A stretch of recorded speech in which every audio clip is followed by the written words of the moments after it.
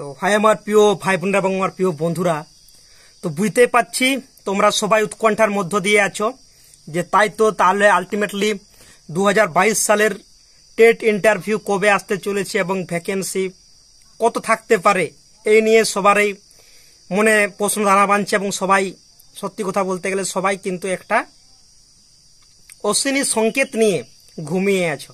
কেউ কিন্তু শান্তি করে ঘুমোতে পারছেন, বিশেষ করে যাদের স্কোর একটু বেশি আছে বা যাদের অনেকটাই কম আছে তারাও কিন্তু মানে যাদের স্কোর বেশি আছে তারা চাইছে যত তাড়াতাড়ি সম্ভব স্কুলে যেতে, বা যাদের স্কোর একটু কম আছে তারা চাইছে কি যাতে ভ্যাকেন্সি একটু বেশি আসে। ভ্যাকেন্সি বেশি না আসলে কি হবে, এদের যে মার্কস ডিস্ট্রিবিউশন নিয়ম দেখেছেন তো বন্ধুরা, মাধ্যমিক থেকে 5, এইচএস থেকে 10, ট্রেনিং থেকে 15, এক্সট্রা কারিকুলামে 5 এবং ইন্টারভিউ 10 মার্কস।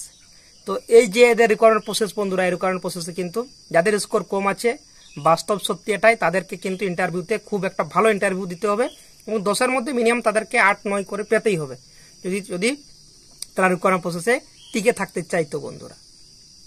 তো বুঝতেই পারছি বন্ধুরা, বাট আজকের যে টপিকটাতে আসছি বন্ধুরা সেটা হচ্ছে গিয়ে যে বর্তমানে তাহলে আমাদের পশ্চিমবঙ্গে প্রাইমারি টেট ইন্টারভিউ কবে আসতে চলেছে বন্ধুরা। তো প্রথমে বলে রাখি, আপনারা সবাই জানেন আমি প্রথম থেকে বলে আসছিলাম বন্ধুরা যে আমাদেরকে কিন্তু পলিটিক্যালি ভাবে এক প্রকার ইউজ করা হচ্ছে। আমি প্রথম থেকেই বলে আসছি বন্ধুরা, সেটা আপনারা দেখতেও পাচ্ছেন বন্ধুরা। কারণ যদি পর্ষদের বা আমাদের এই রাজ্যের গভর্নমেন্টের যদি ইচ্ছা থাকতো যে সত্যিকারের টিচার রিক্রুটমেন্ট প্রক্রিয়াটা হওয়া দরকার, না হলে আমাদের পশ্চিমবঙ্গের এডুকেশন সিস্টেম পুরোপুরিভাবে ভেঙে যাবে বন্ধুরা। যদি তাদের দায়িত্বের মধ্যে পড়তো বন্ধুরা, তাহলে আজকে 2022 সালে যারা টেট পাস করে বসেছে তাদেরকে আজকে বাড়িতে বসে থাকতে হতো না বন্ধুরা।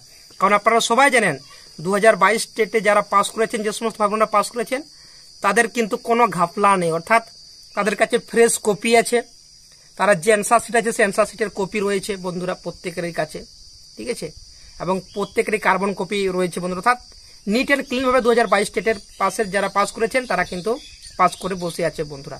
2014-র মতো ঘাপলা নেই যে হাইকোর্টের পর সুপ্রিম কোর্টে বছর বছর কেস চলতেই থাকবে। এত দুর্নীতি হয়েছে বন্ধুরা, দেখতেই পাচ্ছেন। আর এসএসসি রিকোয়ারমেন্ট তো বাদেই দিন বন্ধুরা, ওই নিয়ম তো কোথায় বলতেই চাইনি বেকার।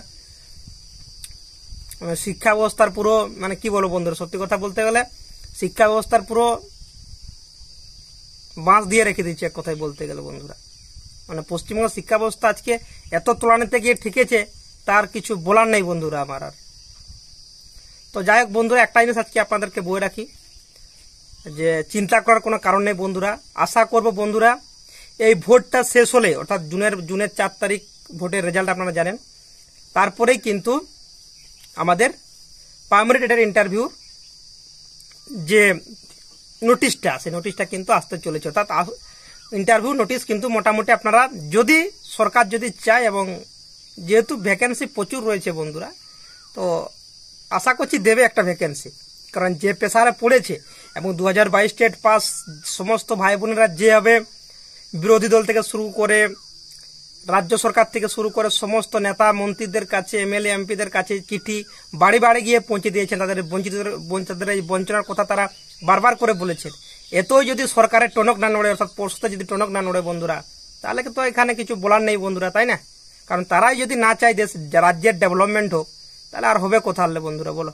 কারণ আপনারা সবাই জানি যে প্রত্যেকটা স্কুলেই বলতে গেলে, পশ্চিমবঙ্গের প্রত্যেকটা স্কুলেই বলতে গেলে ক্লাস 5কে এটা ইনক্লুড করার প্রচেষ্টা চালানো হচ্ছে বন্ধুরা, এবং কোর্টেও সেটা ফাইল হয়েছে এবং কোর্ট কিন্তু পজিটিভ সাইন দিয়েছে, অর্থাৎ 5ম শ্রেণী যুক্ত হতে চলেছে। অর্থাৎ বন্ধুরা আপনারা বুঝতে পারছেন যে এখানে কিন্তু বন্ধুরা ক্লাস যদি 5ম শ্রেণী যুক্ত হয়ে যায় তাহলে কিন্তু 22 স্টেটের জন্য একটা বিশাল বড় খুশির খবর হতে চলেছে বন্ধুরা, এবং প্রচুর ভ্যাকেন্সি তাহলে থাকবে। অ্যাটলিস্ট মিনিমাম 25,000 তো পাবেই বন্ধুরা, মিনিমামটা বললাম। এবং ম্যাক্সিমাম যদি রাজ্য সরকার যদি ইচ্ছা থাকে বন্ধুরা, বিহার সরকার যেভাবে 1 লাখ প্লাস টিচার রিকোয়ারমেন্ট করেছে ভোটের আগে, ঠিক আছে, তাতে যদি সেরকম ভাবে যদি আমাদের রাজ্য যদি করতে পারে বন্ধুরা, 1 লাখ আমি বলছি না, 50,000 যদি দেয় বন্ধুরা, তাহলে আমাদের রাজ্যে এটুকু বলতে পারি বন্ধুরা 2022 থেকে যে সমস্ত ভাই বোনেরা বা দাদিরা পাস করবেন তারা কিন্তু এডুকেশন সিস্টেমে কিন্তু ওয়েস্ট বেঙ্গলকে আবার টপে নিয়ে যাবে। কারণ তাদের মধ্যে সেই কোয়ালিটিটা রয়েছে, কারণ তারা হচ্ছে ফ্রেশ ক্যান্ডিডেট, সৎ এবং নিরেট ক্যান্ডিডেট, প্রত্যেকেই এডুকেটেড মানে কোয়ালিটি সম্পন্ন স্টুডেন্ট বলো বন্ধুরা। বাট যদি সরকারের সদিচ্ছা না থাকে যদি এত ভ্যাকেন্সি যদি না দেয় বন্ধুরা, তাহলে তো পর্ষদের কিছু করার নেই। কারণ পর্ষদ তারা রিকোয়ারমেন্টটাই করতে পারে, কিন্তু আলটিমেট যে কত ভ্যাকেন্সি দেবে না দেবে সেটা কিন্তু আলটিমেটলি যেহেতু জানি আমি মোটামুটি সরকারের উপর ডিপেন্ড করছে, আমাদের শিক্ষা দপ্তরের উপর ডিপেন্ড করছে তাদের ঠিক কত তারা ভ্যাকেন্সি দিতে চাইছে বন্ধুরা। তো এইখানে বলতে পারি বন্ধুরা, আমি যে একটা রিপোর্ট আমি একটা দেখলাম বন্ধুরা, আরটিআই রিপোর্ট, সেই আরটিআই রিপোর্ট অনুযায়ী বন্ধুরা যেটা দেখলাম যে প্রতি বছর মোটামুটি বন্ধুরা 4000 প্লাস করে টিচার, মানে 4000 প্লাস করে টিচার মোটামুটি রিটায়ারমেন্ট হয়, অর্থাৎ অবসর গ্রহণ করে তারা বন্ধু প্রতি বছর। আর আমাদের লাস্ট রিকোয়ারমেন্ট যদি আমি ধরি বন্ধুরা, হয়েছে ধরো বন্ধুরা 17তে যেহেতু টেট পাস হয়েছে, রিসেন্ট 22 সালে হয়েছে লাস্ট রিকোয়ারমেন্ট প্রসেস, তাই না? তো 22 থেকে যদি 24 ধরো বন্ধুরা, তাহলে 21 থেকে 22 একটা বছর পাচ্ছে, 22 থেকে 23 দুটা বছর, এবং 23 থেকে 24 তিনটা বছর কিন্তু 4000 করে যদি ধরা হয় বন্ধুরা, 3 4 12 এমনিতেই বেরিয়ে যাচ্ছে। এটা নর্মালি জাস্ট কোনো ভ্যাকেন্সি নেই। কিন্তু আমরা জানি বন্ধুরা যে প্রত্যেকটা স্কুলে এত ভ্যাকেন্সি রয়েছে, মানে বলার কিছু নেই বন্ধুরা, প্রচুর ভ্যাকেন্সি আছে ওয়েস্ট বেঙ্গলে। আপনারা নিজেদের গ্রামের প্রাইমারি স্কুলে দেখবেন যেন প্রত্যেকটা স্কুলে 2 জন 3 জন করে টিচার রয়েছে বন্ধুরা, প্রত্যেকটা স্কুলে একজন হলেও দেখবেন যে শর্ট আছে। কিন্তু পুরোটাই ডিপেন্ড করছে সরকারের উপর বন্ধুরা, তার ঠিক কত ভ্যাকেন্সিতে চলেছে বন্ধুরা। তো এইখানে বলতে পারি বন্ধুরা, লোকসভা ভোটের রেজাল্টটা একটা বিশাল বড় প্রভাব ফেলবে বন্ধুরা। যদি দেখা যায় লোকসভা ভোটে মোটামুটি একটু ফল যদি আশানুরূপ যাতে না হয়, ঠিক আছে,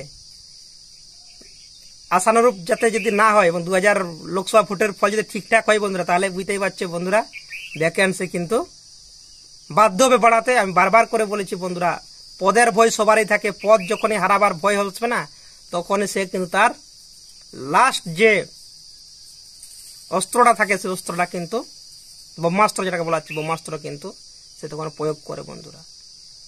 আর আমাদেরকে ওয়েট করে থাকতে হবে সেই ব্রহ্মাস্ত্রটা কবে বার করছে।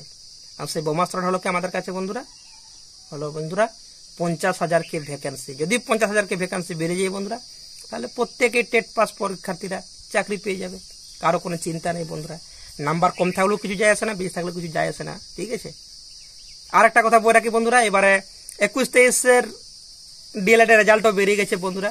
সো যে সমস্ত ভাই বোনের বা দাদিরা 21-23 ডিএলএড কমপ্লিট করেছেন তাদের কাছে একটা সুবর্ণ সুযোগ বলবো বন্ধুরা। এবং এখানে বলে রাখি বন্ধুরা, এখনো পর্যন্ত যে আপডেট বন্ধুরা, 90% পাওয়া ছেলেমেয়েরা এখনো বেশি জন আসতে পারেনি টেট পাস করে।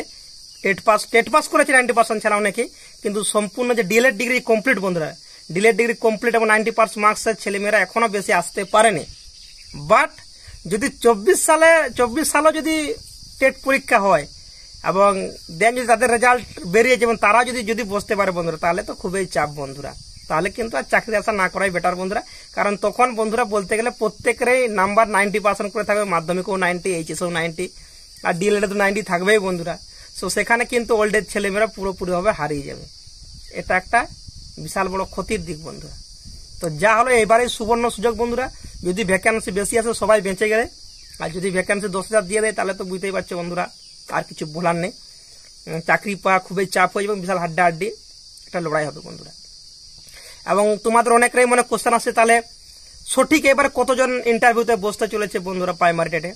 এটা বলে রাখি বন্ধুরা, এবারের প্রাইমারি টেটে কিন্তু বন্ধুরা আপনারা জানেন 2022 টেটে পাস করেছে টোটাল হচ্ছে 1.5 লক্ষ পাস করেছে। তার মধ্যে বিএড টোটালি হচ্ছে বাদ পড়ে গেছে, অর্থাৎ 95,000 প্লাস বিএড ছিল বন্ধুরা। তাহলে বেঁচে থাকলো কত, 1.5 লাখের মধ্যে থেকে যদি 55,000 বাদ দিয়ে 55,000 পড়ে থাকছে বন্ধুরা। 55,000-এর মধ্যে থেকে আপনারা জানেন বন্ধুরা যে নায়স ডিএলএড যারা করেছে তারাও বাদ চলে গেছে, 10,000 যদি বাদ দিয়ে তাহলে কত রইল 45,000 বন্ধুরা। এই 45,000-এর মধ্যে আপনারা সবাই জানেন বন্ধুরা 2014-17 সালের নিয়ে এবার 22-এর টেট রিকোয়ারমেন্ট প্রক্রিয়া হয়েছে, তাতে দেখা গেল বন্ধুরা কি 9,000 প্লাস রিকোয়ারমেন্ট অলরেডি হয়ে গেছে। তাহলে থাকলো কত আর বন্ধুরা, 45 থেকে 9 বাদ দিলে 34,000 প্লাস। এবং আপনারা সবাই জানেন 23-এর রেজাল্ট কিন্তু অ্যান্সার কি পাবলিশ করেছে, অর্থাৎ এটুকু বলতে পারে 23-এ যারা পাস করবে তারাও কিন্তু তাদেরও কিন্তু ইন্টারভিউতে বসার একটা বিশাল বড় চান্স রইলেও সুযোগ থাকছে বন্ধুরা, যা দেখতে পাচ্ছি পরিস্থিতি এখন। তো 23 থেকেও যদি মিনিমাম 5,000 মতো পাস করে, 5,000 এই জন্য বললাম বন্ধুরা, কারণ যে 10,000 পাস করবে তারা 22-এও পাস করেছে, 17তেও পাস করেছে, কারণ তারা যেহেতু বসেছে এক্সাম এগুলোতে, অনেকে তো চাকরি পেয়ে গেছে না।